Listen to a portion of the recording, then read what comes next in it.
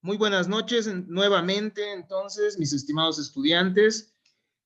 Anteriormente, entonces, hemos revisado las teorías sobre la culpa, ¿no? Y hay diferentes perspectivas, como habíamos manifestado.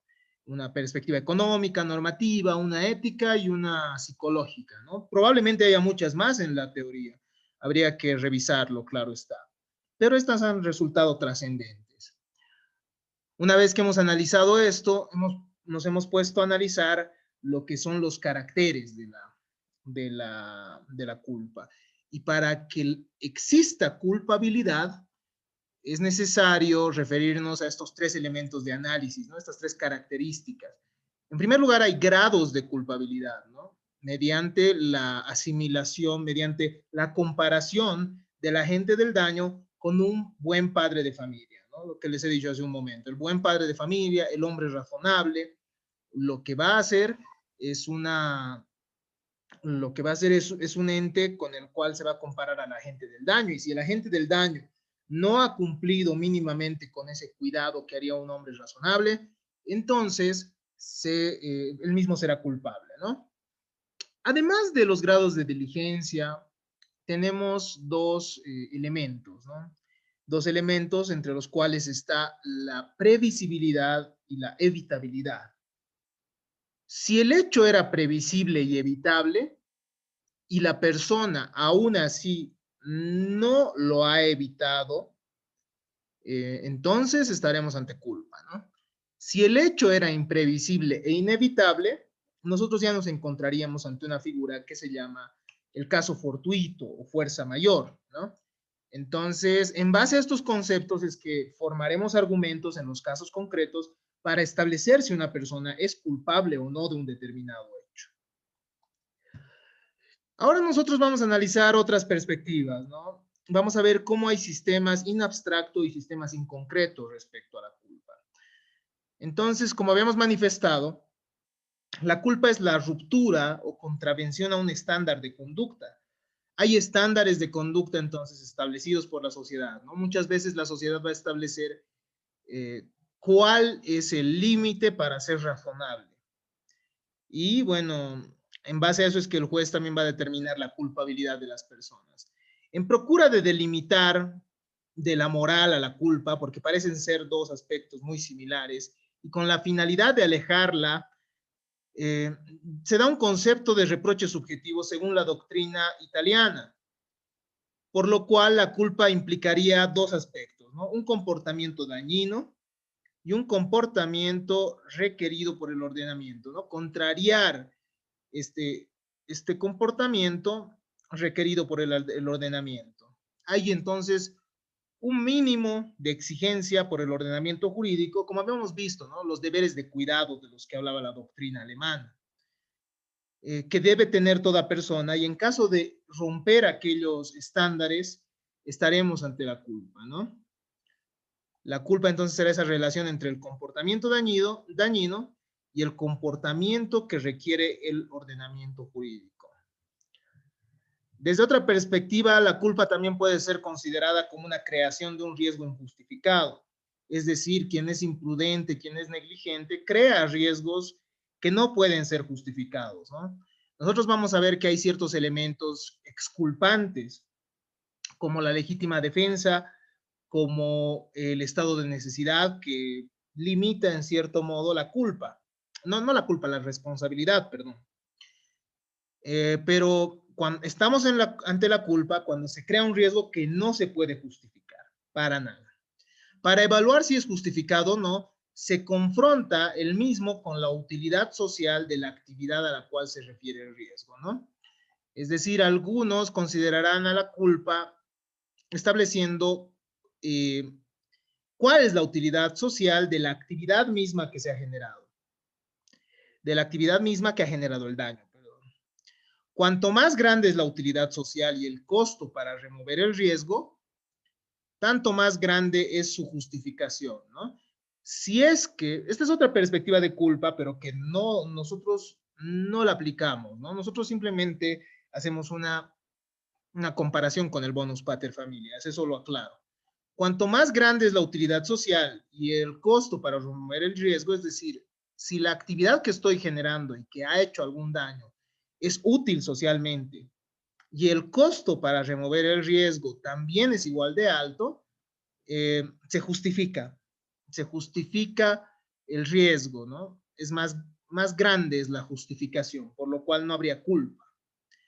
Pueden distinguirse así diferentes tipos de culpa, ¿no? Una culpa objetiva, una culpa subjetiva, y así vamos a ingresar a los sistemas de culpa. La culpa objetiva, a lo que se va a referir, es a la violación de las leyes. Es también denominada una culpa in abstracto, que se opone a una culpa en concreto. La culpa en concreto pues, se va a referir al análisis del sujeto como tal, ¿no? Y mientras que la culpa objetiva va a implicar la comparación del sujeto con un hombre razonable, que es la figura que establece la ley. Implica el criterio de normal tolerancia que ayuda a determinar si existe o no culpa, ¿no? Es lo que habíamos dicho. Se establece un estándar. Se dice, este es el hombre razonable. Si tú no obras conforme al hombre razonable, eres culpable. Si tú obras conforme al hombre razonable y aún así se genera el daño, entonces no serías culpable, ¿no? No debe confundirse con la responsabilidad objetiva. Eso es importante. La responsabilidad objetiva, como habíamos dicho, implica que no se analiza al sujeto, ¿no? Eso ya lo hemos manifestado antes. En la responsabilidad objetiva, entonces, nosotros estamos ante la creación de un riesgo. ¿Se acuerdan de eso, no? Si uno tiene una actividad de riesgo, ya es responsable. No importa que haya tenido la intención, no importa que haya sido imprudente o negligente. No debe confundirse entonces con la responsabilidad objetiva. La culpa objetiva se va a basar en parámetros establecidos por la ley. Y la ley nos va a establecer ciertos grados de culpa, ¿no? Y eso vamos a analizarlo en un momento más.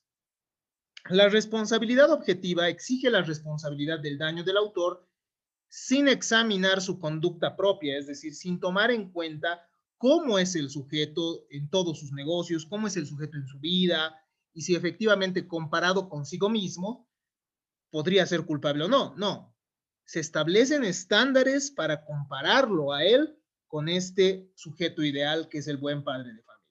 Y ustedes me dirán, ¿no? ¿Pero qué es el buen padre de familia? Y yo les dije ya que es un hombre prudente, un hombre razonable, etcétera. Pero ustedes con justo motivo me dirán, ¿qué es un hombre razonable? ¿Qué es un hombre prudente? O sea, ¿cómo actúa tal? Y ahí, estimados estudiantes, está la discrecionalidad del juez. Es decir, el juez va a decidir cuándo uno termina siendo razonable, cuándo uno termina siendo una persona prudente, ¿no? Y hay cierta discrecionalidad, pero no es arbitrario. ¿Por qué? Porque el juez tendrá que justificar por qué se lo considera, si es que considera que es culpable, se considera esta persona que ha roto esos estándares, que ha roto ese arquetipo, ¿no? Que impone la ley. Entonces, la culpa objetiva está determinada por la posibilidad de un obrar distinto, conforme a una persona razonable, lo que habíamos dicho, ¿no? Persona razonable, buen padre de familia, y esto estaba establecido por ley. Como ejemplo de la responsabilidad objetiva, podemos poner el siguiente, en el 115, ¿no? El propietario, al ejercer su derecho y al explotar la industria o negocio, debe abstenerse de todo lo que pueda perjudicar a las propiedades vecinas, a la seguridad, a la salud o al sosiego de quienes en ella viven. Entonces, la ley nos está estableciendo un parámetro para casos concretos, ¿no? Un propietario, entonces, al ejercer su derecho, no tendrá que hacer daño a otros, no tendrá que perjudicar a propiedades vecinas, a su seguridad, a su salud mediante malos olores, mediante hollín, mediante humo. Entonces se está estableciendo también, la misma ley nos establece también ciertos parámetros de cómo obraría en ciertos casos una persona razonable, ¿no? Y eso lo van a encontrar en varios artículos. La culpa subjetiva, por otro lado, se basa en las características personales de la gente. Es decir, lo que va a analizarse es cómo era la persona, cómo es la persona normalmente en su vida, el comportamiento del portador del hándicap o desventaja, será evaluada con referencia al exigible a una persona razonablemente prudente que se encuentre en la misma condición. Entonces se lo va a comparar con una persona que se encuentre en las mismas condiciones que él se encontraba, ¿no? Y esto sería una culpa en concreto, un análisis de culpa en concreto que, reitero, no está reconocido en nuestro código, pero sería más lógico, ¿no ve? Sería muy lógico. Algunos critican también el modelo abstracto, es decir, no todas las personas somos iguales como para que nos comparen con una sola persona razonable. Entonces, la culpa subjetiva implica que nos comparemos con nosotros mismos para poder ver si hemos sido o no razonables, si hemos sido o no prudentes. Entonces, en este caso, se van a excluir dotes morales o intelectuales. Simplemente se va a comparar con una persona razonable, pero en las mismas circunstancias. No se va a tomar en cuenta su aspecto intelectual, es decir, su intención como tal, pero sí se va a realizar una comparación. Es una abstracción que se realiza. Es también denominada culpa inconcreto. Entonces tenemos dos sistemas, ¿no? La culpa in abstracto. ¿Qué habría hecho otra persona en la misma situación? Es decir, ¿qué habría hecho un sujeto razonable en esa situación? Se compara con el tipo abstracto, que es el buen padre de familia.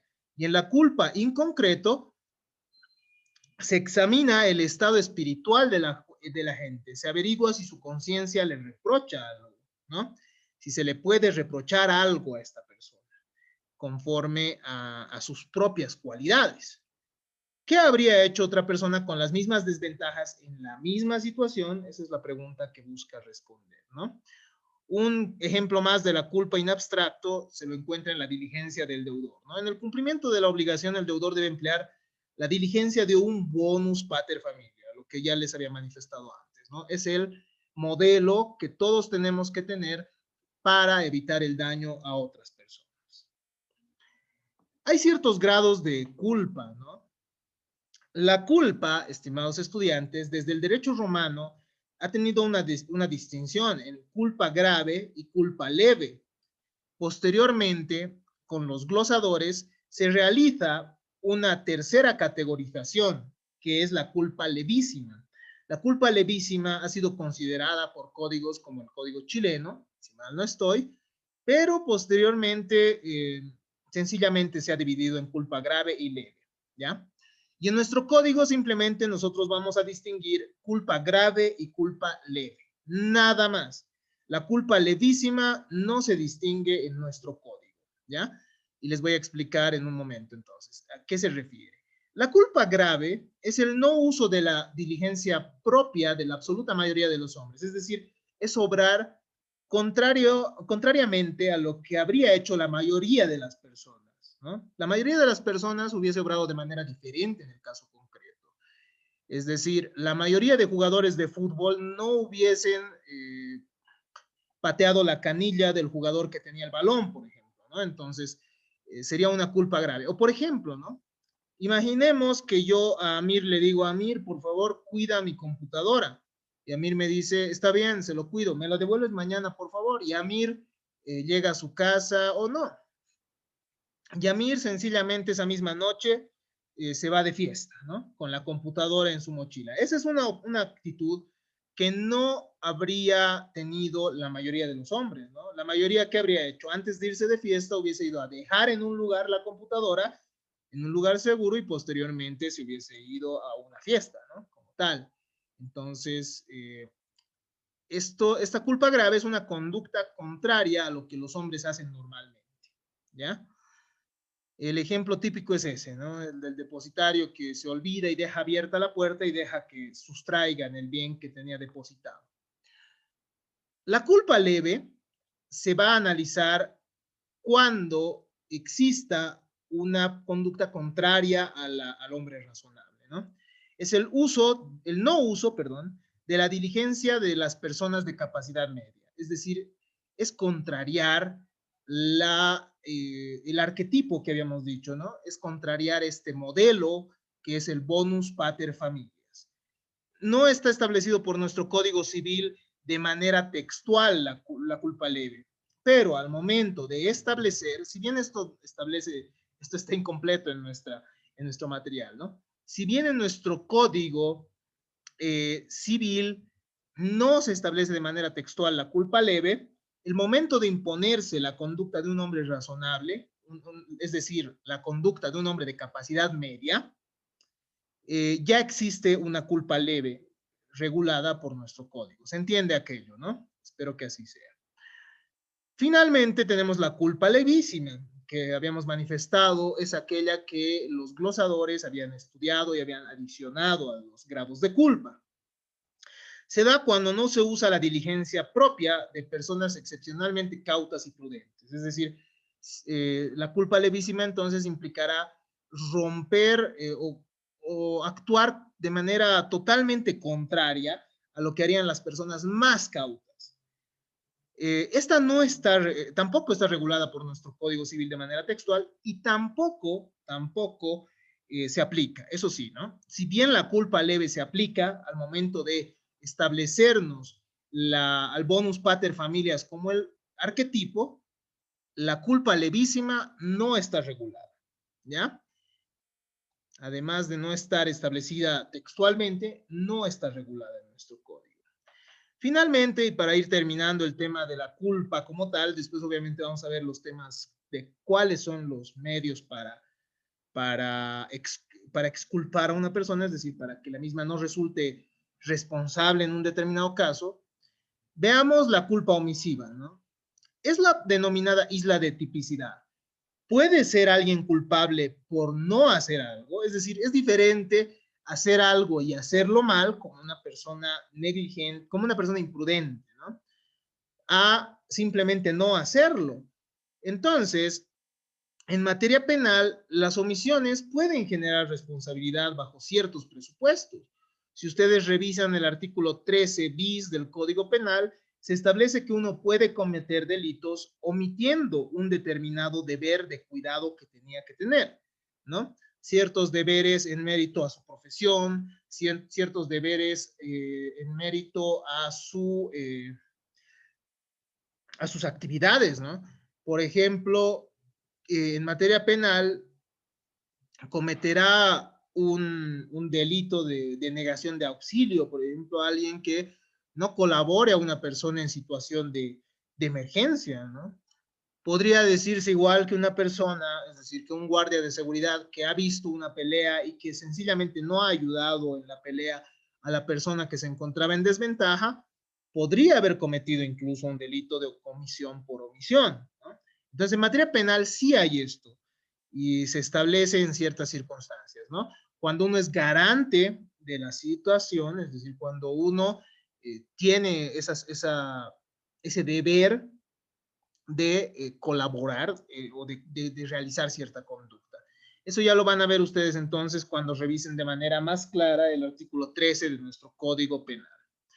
Pero en materia civil, la culpa por omisión no puede darse a menos que una norma obligue a actuar de una forma determinada. ¿Me entienden?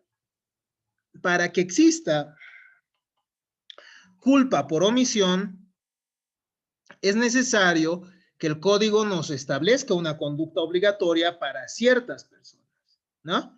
Por ejemplo, el 116.1, que creo que ya lo hemos mencionado hace un momento. Es similar, ¿no? En el 115 para 1, es decir, los propietarios no pueden generar daño a sus vecinos en el ejercicio de su propiedad. Es decir, yo no puedo construir donde me dé la gana y cuanto me dé la gana, por más propietario que sea. Hay ciertos límites establecidos por el código.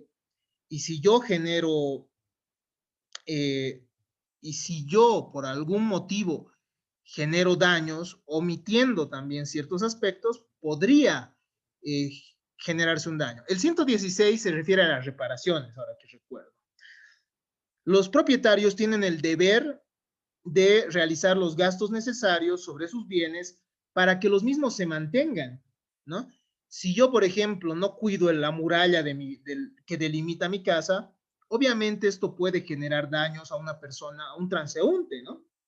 Un transeúnte que está caminando por la calle tranquilo, cerca de un muro inestable, obviamente se ve en riesgo y yo puedo ser culpable por la caída de ese muro. Entonces, el código establece textualmente que los propietarios tienen que realizar esos gastos de reparación y esos gastos de conservación.